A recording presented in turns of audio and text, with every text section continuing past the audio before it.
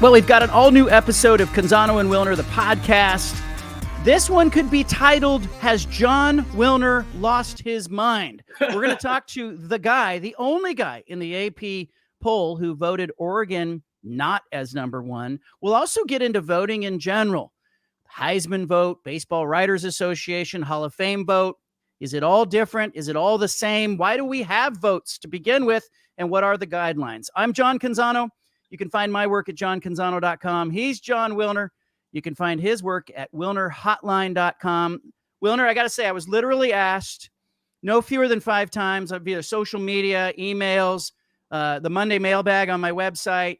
Has Jon Wilner gone crazy? Has he lost his mind? How is he so dramatically different than everyone else that he has Oregon number 2 in the poll and everybody else in the AP poll has Oregon number 1?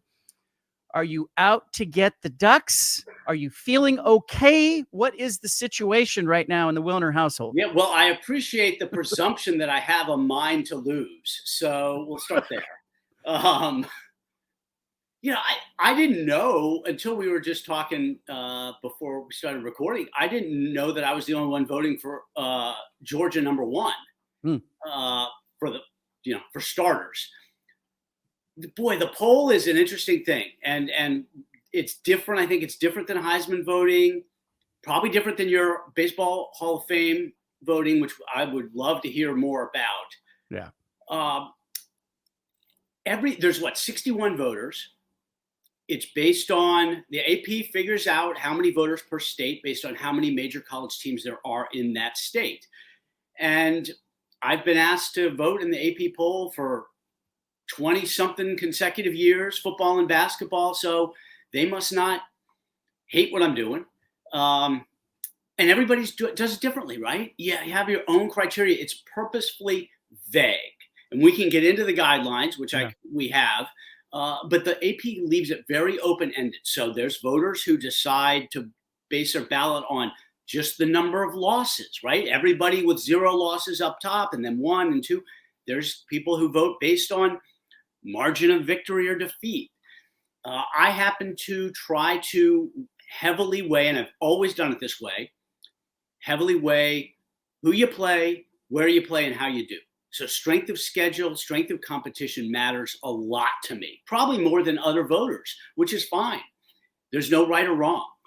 And specifically with the case of Oregon and Georgia, Oregon has 1 fewer loss, but Georgia has played a much tougher schedule and has I think their performance in the big games has been much better than Oregon. So we can get into more of it, but basically it's who Georgia's played, where they've played them, and how they've done. It's nothing against the Ducks. What do you do with when you start to get a messy ballot, where you start looking at crossover, where you see Alabama beating Georgia, but Georgia beating Texas? You see Oregon playing Ohio State. Yeah. Is it hard for you in that moment of truth where you're about to hit send? Is that a tough decision at 1-2, or how conflicted are you? It can be really tough. And it can be the truth is the bottom 5 is often much more difficult than the top 5. I mean, I have a list. I keep I brought props. I keep a legal pad. And I've always done it on legal pad because, when I used to travel every week, I needed to be able to do it, when you couldn't use a computer on the plane. So I keep a legal pad every week. I keep track of who everybody's playing and who they're beating. And it gets much harder. The end of the ballot's much harder. I usually have 30 to 35 teams that I look at. And when it's tough at the top, it often is easy at the bottom and vice versa. So, if you've got crossover games or common opponents, you just have to I try to weigh. To me, head-to-head matters unless it's not close. If everything else is not close, then head-to-head doesn't matter as much. The further you get out from the head-to-head matchup, the less that matters to me. We got Oregon, Georgia. They haven't played. So here's how I look at those two. Oregon has looked great. Looked like a number 1 team, looked like a national champion, no doubt. Oregon's got one game that I consider a high level game. The Ohio State was at home. won by a point. Then I look at Georgia, and I think 3 high-level games. They played Clemson, neutral field, demolished Clemson. Alabama at Alabama, bad first half, great second half. Texas at Texas, dominate. So Georgia has played 3 A-level games, all of them away from home. For 10 out of the 12 quarters, they have been clearly the best team. Oregon has played 1 A-level game at home, won by a point. So to me, the Georgia's strength of schedule, quality of their wins outweighs the fact that Oregon is undefeated. You know what Oregon's best road game is? Toughest road opponent? Purdue, Oregon State, or UCLA. Yeah. That's it. Yeah, probably Oregon State. Oregon State is the toughest team at Oregon's that played time. on the road. Yeah. Now, that's not the Ducks' fault. Yeah. It's the way the schedule broke. But, I mean, there's no comparison. Georgia's played Clemson, Alabama, and Texas away from home. So that's just kind of where I come down. I weigh the strength of schedule. I mean, the Sagarin computer ratings have Georgia's schedule like top 5 and Oregon's like 40th. To me, there's no comparison between the schedule. Now, if your ballot is based on other criteria, which is fine, then I could totally see why you pick Oregon. But to me, it was pretty easy, to be honest, looking at who Georgia's played and where they've played them. And so you don't know, like when you see everybody else has voted Oregon, you're the only one that's on the other side. Yeah. Do you, for a moment, go, what am I not seeing that everyone else is seeing? Or do you just say, that's why it's a poll? No, I don't do what is everybody else seeing. First, so I submit my ballot. The ballots are due. It's either 7 or 8 a.m. on Sunday morning Pacific time. You got to go on the AP website, and they've got this whole platform. You fill out your ballot. I always do mine before I go to bed Saturday night. So I'm usually doing it 1 or 2 in the morning, early Sunday. And I submit it, and then I wake up and I don't look to see what the AP ballot is. I didn't know. Yeah. 2 weeks ago, I found out days later that I was one of only 2 who were voting Georgia number 1. I see where the teams are ranked when I'm researching other articles, but I don't actually look at the poll itself. So I don't know who's where. I don't know how many people are voting for who. And this is not the first time that I have been an outlier vote, either for a team on top or otherwise. But the AP doesn't want groupthink. And that's the one thing I would impress. And you should get into this yourself. Yeah. Feel free. Take it away. I think one of the things I hate about all of these polls is that there's all this pressure for everybody to see it the same way, whether it's the Heisman or the Baseball Writers Association or the AP basketball or football polls, where there's this pressure to have this cohesive, congruent view of sports. And we know it's not that way. There's a real danger there. What we really do need we need critical thinkers. We need people who are going to view things a little differently. That's why they're not polling 4 people. It's why they're polling 60 or more people for these things. Or in the case of the Heisman, we're talking hundreds and hundreds of votes and from all over the country. So you can try to eliminate some regional bias and you can try to capture sort of the flavor of the country as it views college football. And so I do think there's a real danger, especially with social media becoming a bigger thing. And I'd love to hear your thoughts on this. Like, I get lobbied by people who are trying to get their favorite baseball player into the Hall of Fame. And I try to always push back with, hey, it's the Hall of Fame. It's not the Hall of really good or the Hall of he signed an autograph for you when you were at the game and you were 12. It's got to stand for something. Like you have to have a degree of excellence. And they allow you with the Baseball Writers Association to put as many as 10 people on the ballot. And it creates a problem because I've turned in a ballot that has 6 or 7 names on it. And I immediately get people who screenshot it and go, look at this idiot. He only voted for 6 or 7 people. Yeah. Why didn't you finish your ballot and check the name of my guy's box? And my answer to that is because I don't think your guy should be in the Hall of Fame. Like it's the Hall of Fame. Like, you can't just put everybody in it. And so I think there's a real pressure to see things the way everyone else does or to view it the same. And, somebody asked me, why is Wilner so dramatically different on Oregon? And I look at it and I'm like, he picked him second. Like, he just didn't pick him first. And by the way, who cares? What does it mean if, one person or two people or five people don't view that Oregon's the number one team or don't think that Texas should be at 3? I think you were one of only 2 voters who had Texas at 3.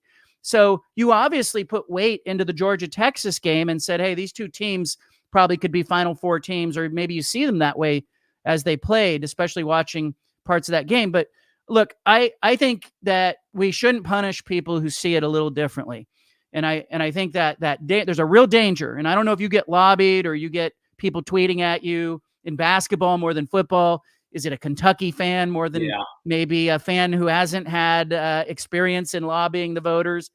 Can you speak a little bit to the guidelines you get maybe? Like, what does the AP tell you? Yeah, well, and I should say basketball, and we can get into that if you want. Yeah. The basketball voting is completely different than the football voting. And it's much more difficult just because of how fluid everything is and how many common opponents there are. But the AP, so, every summer, the AP preseason ballot is due right around August 1st. Every summer, they confirm who's going to be in it, who's going to be voting, and then they send out instructions, which include, here's when your ballots are due, here's the dates, this and that, and they include the top 25 voting guidelines. First one is base your ballot on performance, not reputation, right?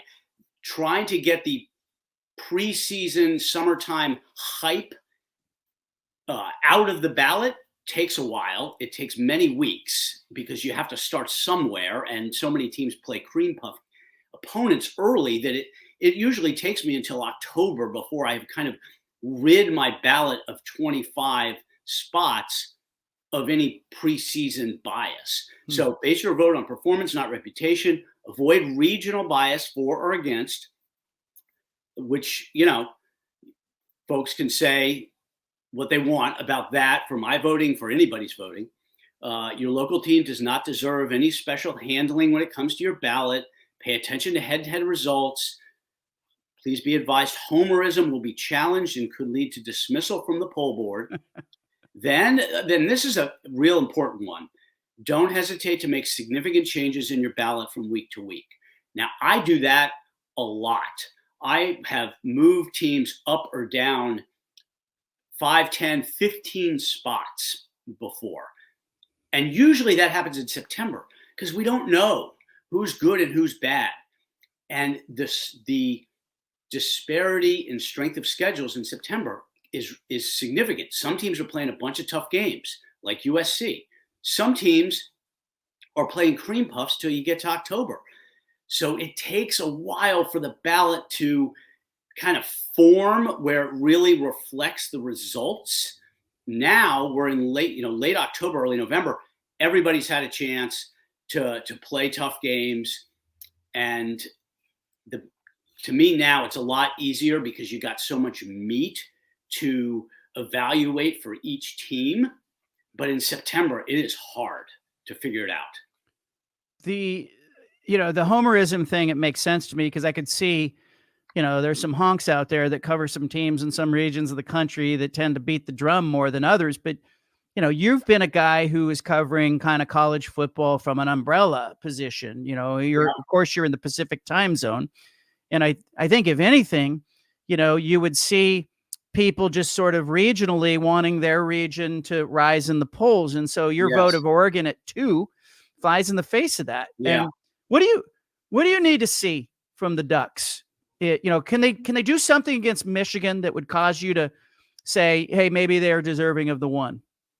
Well, yeah, I'd like to see how they do on the road. I mean, Michigan's not great, but they're way better than any of the teams Oregon's played away from home so far. And that's another piece of it too, is you can't get into the motivations behind the scheduling necessarily, because then you're in the weeds with every single team. I just take the schedules for what they are. And so, yeah, I mean, if Oregon goes into Ann Arbor and blows their doors off, yeah, that certainly would influence me. Now, Texas did the same thing. Michigan's not that good, but it would be, to me, it would add something to Oregon's resume that isn't currently there, because I think Purdue is terrible. Oregon State, we've seen what's happened to the Beavers. UCLA is not any good.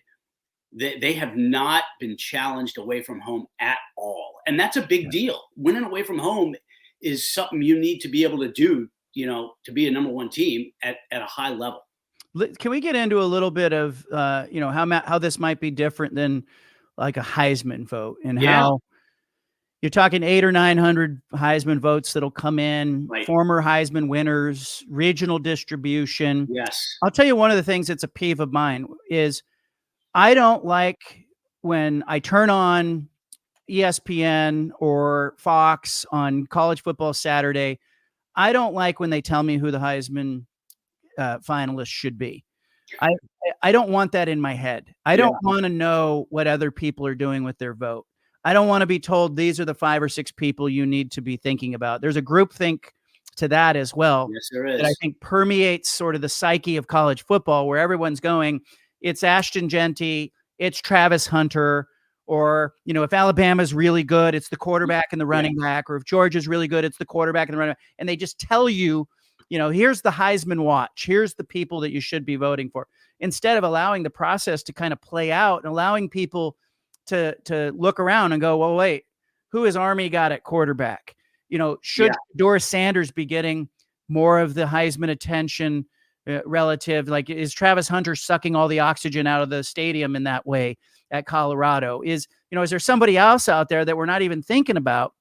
And I even think about the Heisman Trophy, Wilner, in a way where, like, I'm not even sure the award is what it used to be. I'm almost positive of that. It just seems to be like it's a player from a team that loses 4 or fewer games, who piles up a bunch of stats, probably plays in most years in a major conference. Yep. And it's who Fox and ESPN are telling us should win the trophy for weeks before the votes are cast. And I think in that way, like, I look back and I go, gosh, was Penei Sewell, Oregon's left tackle, should he have been the Heisman winner that year? And, there's so many players out there right now who are valuable college football players that nobody's talking about. Absolutely. And it has become even more of a quarterback-driven award in the last 20 years. I mean, running backs used to win it more often than quarterbacks, and that has certainly changed. And we both vote for the Heisman, just to be transparent with everybody. And basically the way the Heisman works is there are roughly 980 voters. It includes all former winners, and then it's distributed across 6 regions. They try to do it equally, but I have dug into the weeds on this. I did it when I was covering Stanford, and Christian McCaffrey had that incredible season. He finished second. Well, the Far West region is 1/6 of the Heisman electorate, and that goes from North Dakota to Hawaii, really. So it is heavily concentrated. 5 of the 6 regions are either east of the Mississippi or touch the Mississippi. It is heavily concentrated, the electorate in the East and the Southeast. And certainly you can see that. We saw it with McCaffrey, right? Finishing second, and it happens periodically. But it is a lot of it has to do with where the votes are and who those voters see play on a regular basis. This is back to a Pac-12 networks issue in some ways, right? Or Pac-12 after dark. A lot of voters aren't staying up to watch that 7:30 game, or didn't. So I think that it's a popularity contest, and to a large extent, just who's on your radar as a voter, who are you seeing regularly, has plays a huge role in who you're voting for. I get skewered now, even for Jaden Daniels. I had him second on my ballot, and the LSU fans are all over me. Part of it is middle of the season. I looked at Michael Penix and I thought, gosh, he's having such a better season than Daniels, who had lost multiple games and was piling up numbers in games that were out of hand. Penix was out there trying to will his team to a national championship. And so I tweet out, Jaden Daniels will be holding a clipboard at Washington or Oregon, in part because this was Jaden Daniels in week 4, week 5. And part of it is I watched him at Arizona State, and I thought, that's this can't be Jaden Daniels, NFL bound Jaden Daniels. Now, I watched him throughout the rest of the season. He ends up second on my ballot, but I've got LSU fans who think I'm a bum because I didn't think he was the best player in the country last year. Yeah. He wasn't. To me, it was Penix. And I watched Penix week to week to week win games, take his team to the national championship game.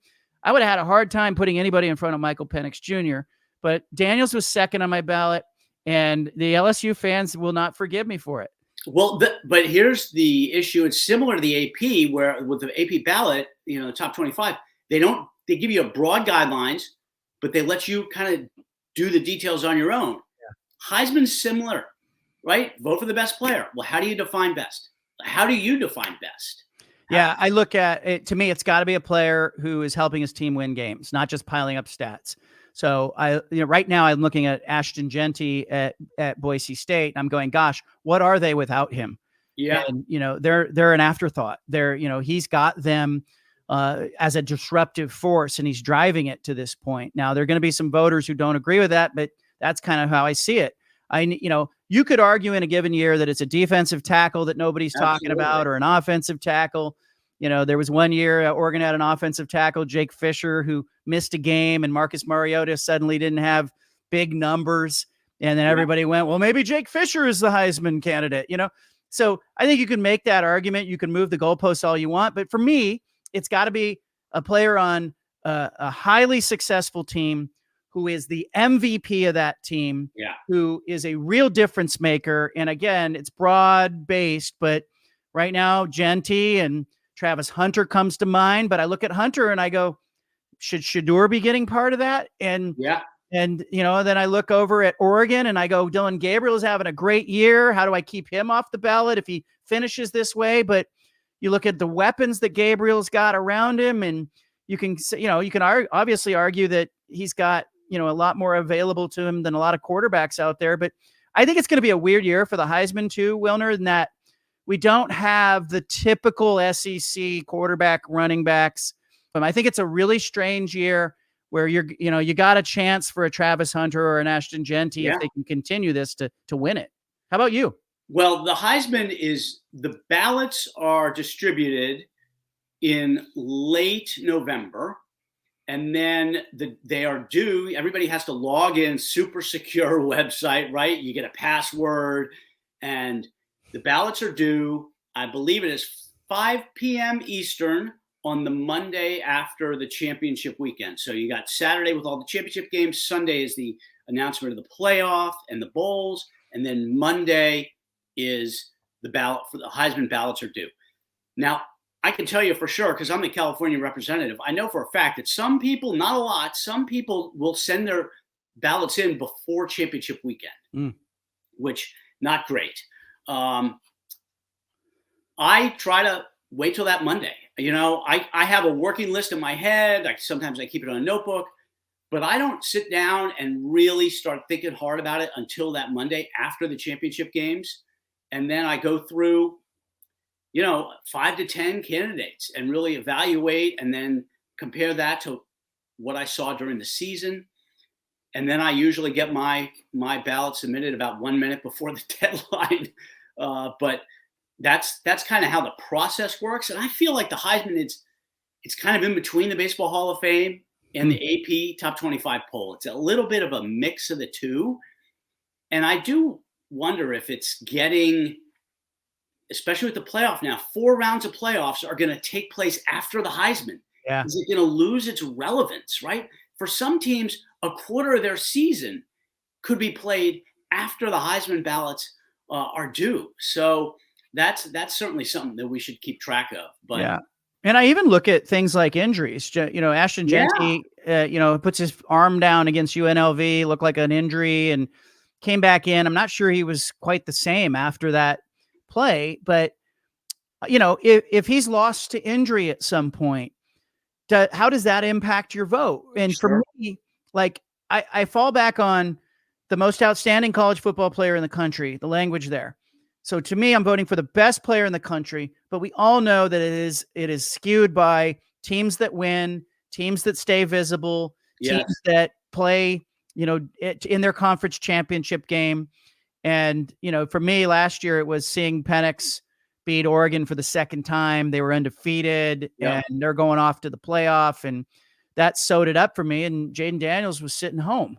So, to me, I was like, how do I put Daniels in front of of Michael Penix. And yeah.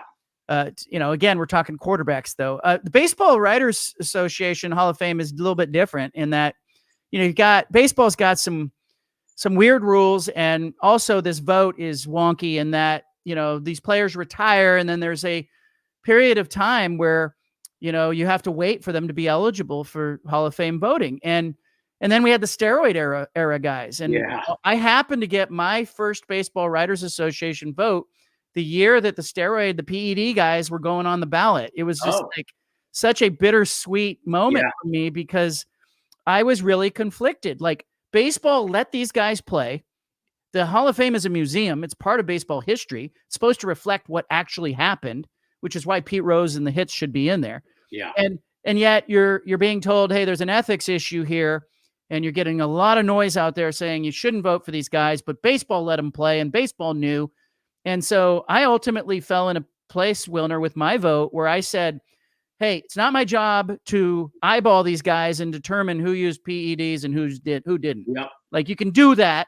Or if guys admitted it, maybe you can tell. But there's a lot of people denying it. And you're just kind of going, well, he had big biceps. His head looked too big, he hit a bunch of home runs and after not hitting a bunch, so doing guesswork. And I ultimately fell into a position where it was so messy that I just said, I'm just going to base my vote on stats. And I'm going to base my vote on how these guys competed in their era. Where do they rank versus other Hall of Famers? Baseball doesn't get to drop this turd in my lap and say, hey, you police the game now retroactively because we let these guys play, but we don't, should they be in the Hall of Fame is up to you. That's not where I want to live. It's not a comfortable place. So I voted for Bonds in the end. And, I think he only got 66% of the vote in 2022. It was his last year on the ballot, but I voted for him because he hit the home runs. And even if there's a PED wing of the Hall of Fame, it happened. Baseball let it happen. It's part of history. But the thing that gets me is like, as Curt Schilling is coming up on the ballot, as Gary Sheffield was on the ballot, these guys would either hire agencies to go out and kind of bang the drum for them, PR firms, or they'd offer to do interviews. Like, I had Sheffield come on my radio show. He knows I have a vote. He's on my show and he's kind of pandering for votes publicly and saying, oh, I should be in there. And I'm going, hey, here's where I stand. Did you use PEDs? Like, I get a chance to ask you before I cast my vote on this. And then other guys, there's just fans out there who are always relentlessly banging the drum for the players that they like the most. And and players they relate with. When do you get your ballot and when is it due? Yeah, that one we just did they make you fill out a questionnaire prior to, and then they will send you your ballot. And I believe that ballot is due on December 31st. So, and then you don't hear about the results for some time. Baseball will just suddenly announce, the Hall of Fame will suddenly announce, hey, 2 people are getting in or nobody got in. And I can just remember when no one got in a few years ago, the public's so mad about that. But I'm actually sitting back at a moment like that and I'm going, hey, the voters had some standards and they didn't see anybody on the ballot that they loved. And the Hall of Fame vote should be a no-brainer. You shouldn't have to sit there and go, oh, he's on the fence. Is he in? Is he out?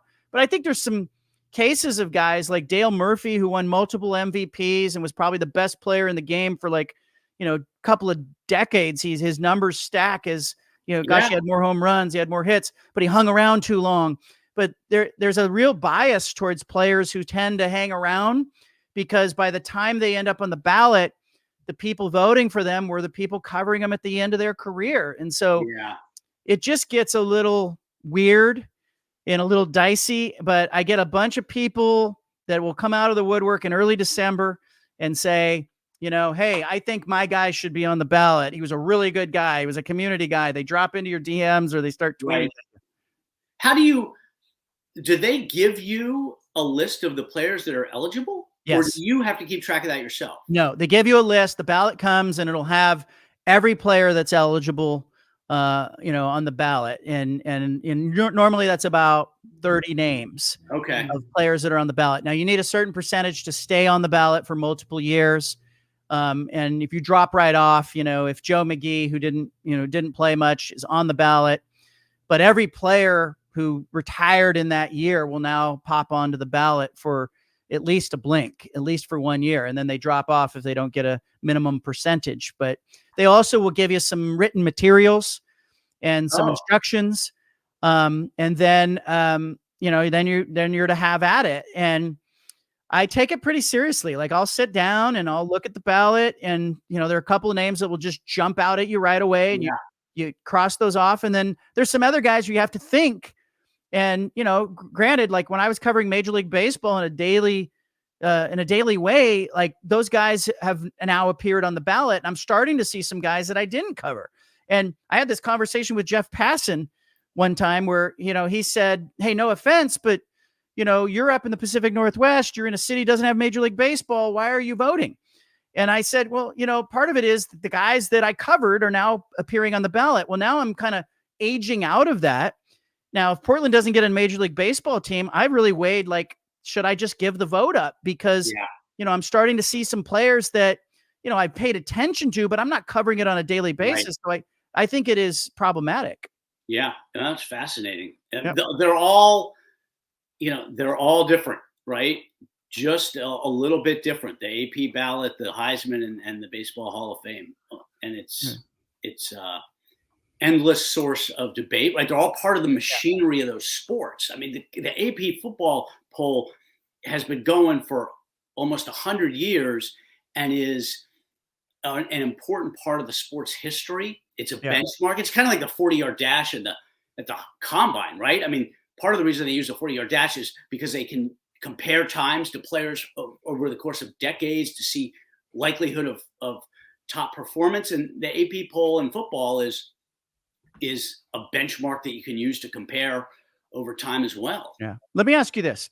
So do you think the college football playoff selection committee pays attention to the AP poll? Does it bleed into their brain in the same way that all the shoulder programming tells me who should be on the Heisman watch list? And does it bleed into their brains and their psyche when they're trying to put out that first set of rankings that we're going to see here in early November? I think it absolutely does. And I don't know how you could avoid having that happen, right? It's a place. Now, fans could argue what the level of authority and credibility is, but it is a play. I mean, it's not like you're polling 60 people who are watching only their team, right? Most of the AP voters watch many teams play each weekend.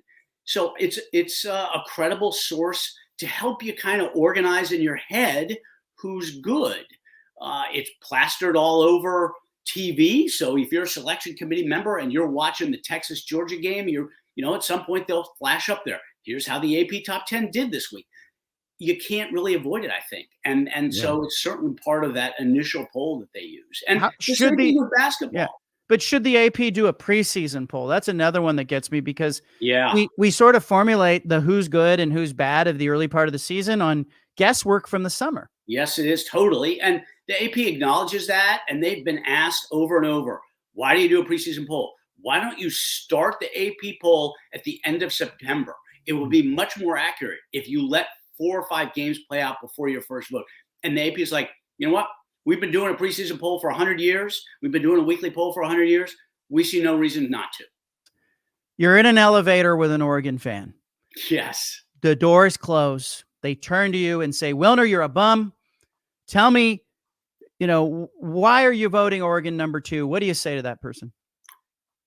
Yeah, and that would be a great conversation to have.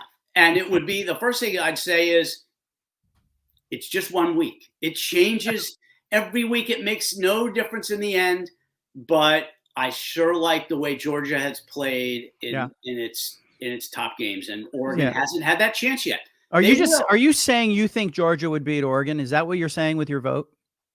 I am not saying that. I try to keep my vote reflective of the results and not predictive. I see. But I mean, if you ask me, if Oregon and Georgia played on a neutral field, I think Vegas would probably make Georgia a 2 or 3 point favorite. Wilner, that way. Thank you for facing the music there.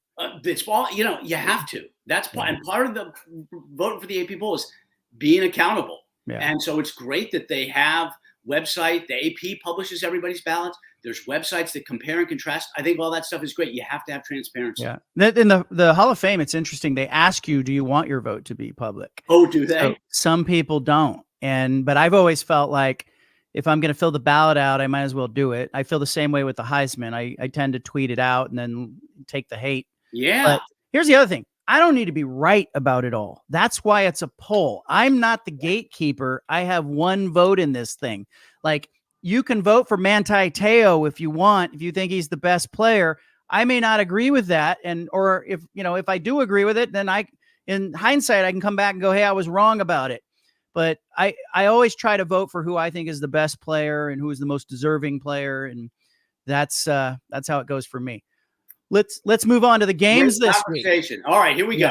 Most interesting games of the week. Well, I'm going to Ann Arbor, so I'm going to put that one up top. Oregon's playing at Michigan. Last time I was there, I think it was 2007. Oregon did the Statue of Liberty with Dennis Dixon a couple of times. Totally knocked the socks off of Michigan. I think Michigan was up in that game like 7-6 and then gave up like 30 unanswered points. Oregon ran away with it. I'll be really interested to see, as you say, how Oregon performed on the road. I had a hard time when you asked me what their most difficult road game was, because I don't even consider the game in Corvallis a road game, because you have to get on a plane to go play that game. Oregon did a really nice job with the schedule.